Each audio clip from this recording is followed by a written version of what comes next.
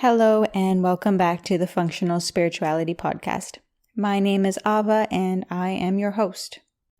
Today I want to talk about one of my favorite tools that I've come across in my spiritual and personal development journey called Nonviolent Communication.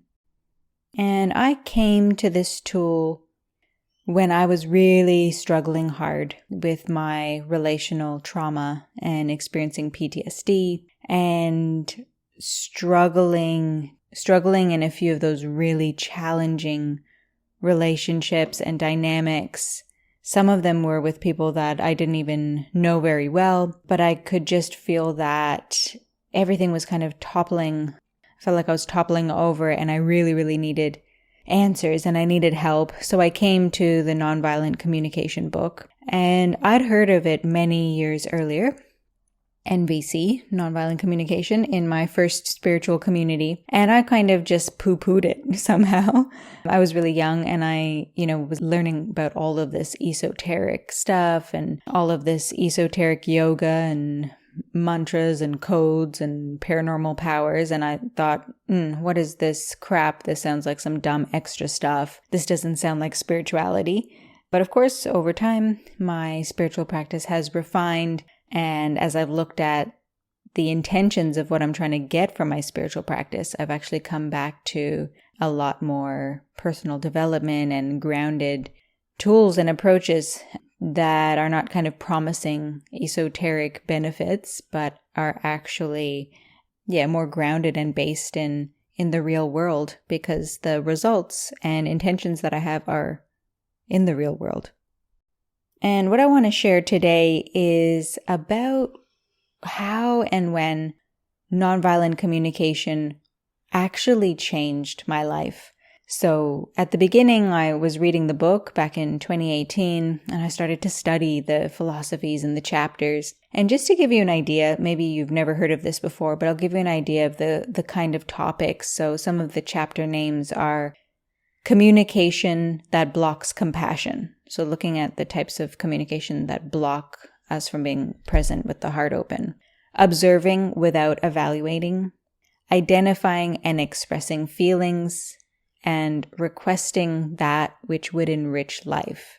So there are a lot of beautiful philosophies. It's really well written, and there's a lot of examples. And there's also, it's a huge movement. So, there's a whole system and culture around this book and workshops that you can attend all around the world. In every city, capital city in the world, state in the world, they're looking in the Western world, they're looking at different exercises, and you can go away and practice the principles. But for me, it started off with me trying to follow the formulas. And the formulas are pretty much as far as I understood it, it was about connecting internally with what needs and feelings. So identifying feelings and then sharing them. And so I practiced that a lot and I studied that a lot, about the difference between needs and feelings and wants and thoughts. And, we not often say, I feel, but what follows that is really just a value judgment. So we'll say, I feel you're behaving like this, or you're not treating me like that. And that's not a feeling. That's a thought and a belief and a judgment. And so I was like, okay, trying to change the formula in the kinds of conversations I had. And I tried that a lot. And I spent a lot of time studying the principles, like I said. But then, there was a time eventually, and a few years later, after really giving it my all and really trying to integrate it and really believing in the principles and the ideas, which are based in the spiritual principles of being present and having the heart open. And I felt the validity in my heart opening and the resonance with those principles. So I gave it my all to try these different formulas and exercises. And ultimately, to me, nonviolent communication isn't about a formula. It's not about using specific words and, saying, I'm feeling this and therefore I need that. And what are your feelings right now? And, repeat back to me what you heard me say. And, it's not about those particular phrases or formulas or the exercises. Actually, because those formulas, if we're just applying the same formula across every relationship and every conversation we have, that's not, taking into consideration the complexity and the humanity of the conversations that we have. And then we're, resorting to concepts instead of the lived experience. And that's really, really important and relevant when we're trying to heal relationships and deal with challenges inside relationships. If we're resorting to formulas, it can remove the humanity. And ultimately, we want to embody and understand the principles of this work, because the principles can be applied across the different situations where the formulas are more like teaching props, and we have to adapt those formulas. And that's easy to adapt when we have embodied the principles. And for me, there was a time where it all just seemed to have clicked, and the principles were integrated in my system enough so that I could genuinely come from the right place. And I could feel in myself that I was confident, and I was confident in two things. One was my ability to communicate, and the other was that my intention was really aligned with the principles.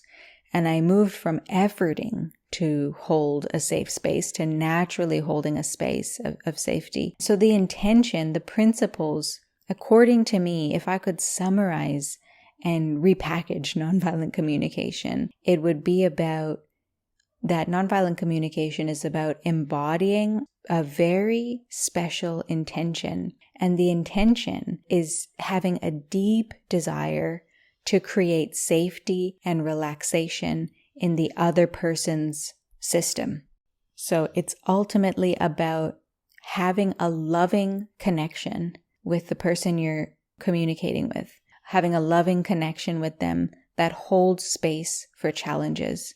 So it's not about only being nice. It's not about only being clear. It's not about having the right formula of things to say. It's not about only expressing needs and feelings and not talking about anything else. It's about cultivating a loving connection that holds space for the challenges, because the conversation, and I hear this so many times, and I know in my own experience, the formula doesn't actually work all the time. It rarely actually works like clockwork. I say this and they understand, and then they say that and then I understand, and we've said the right things and now we can all move forward. The formula rarely works.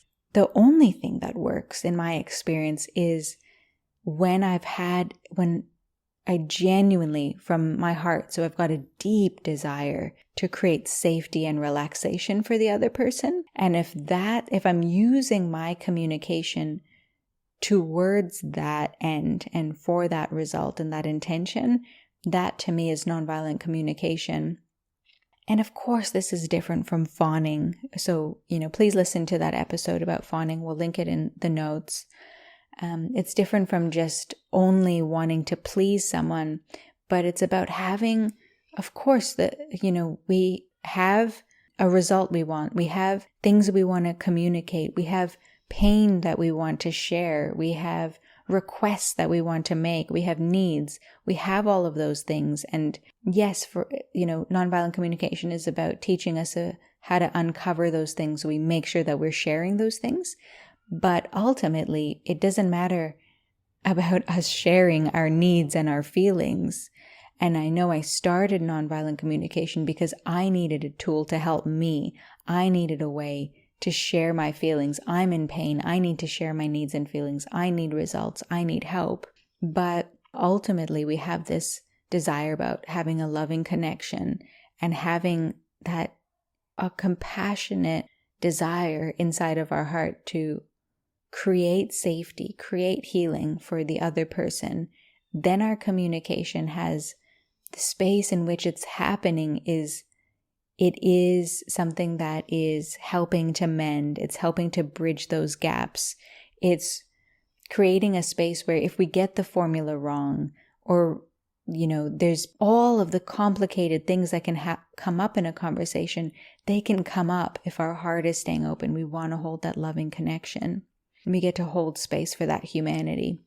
And if you don't have that intention, if you don't have that deep desire to create safety and relaxation in the other system, if you are not interested in creating a loving connection that holds space for that challenge for many valid reasons, you're triggered for some reason, then it's best that you remove yourself from the conversation and ground yourself into that desire, because that's one of the skills of how to embody the wisdom of nonviolent communication.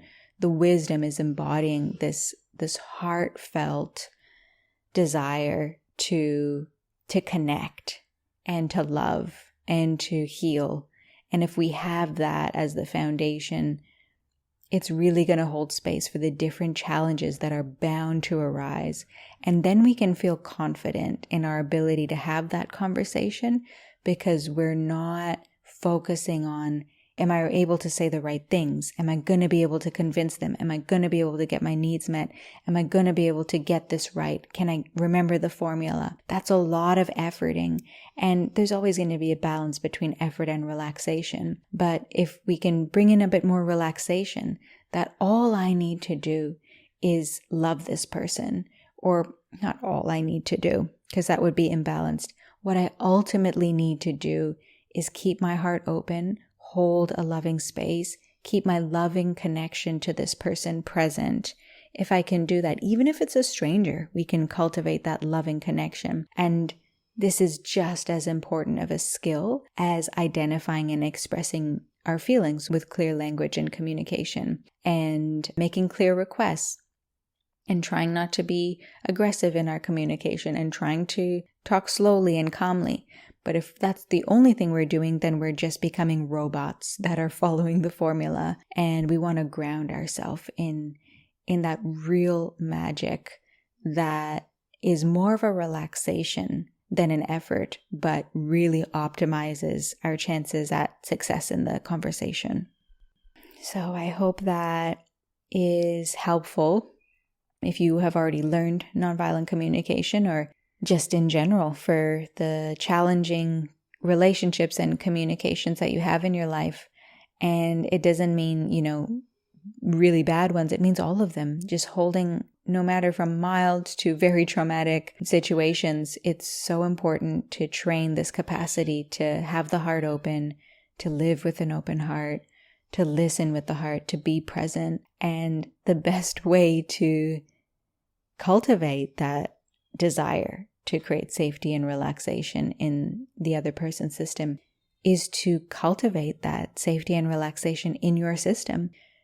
If you don't have a healing practice, like this all came online with me when my healing practice started to gather momentum on the upward spiral.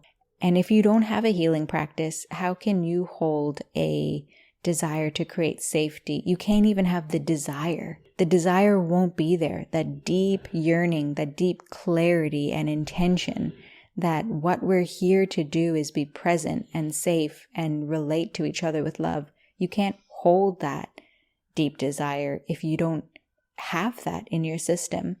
So once again, having your own healing practice, your own grounding practice, your own relaxation practice is so important to communicate with this wisdom. Otherwise, you're just efforting with formulas, and it just becomes another tool that we're studying and practicing and trying without ever embodying that healing wisdom. This is another way of embodying that new paradigm of healing.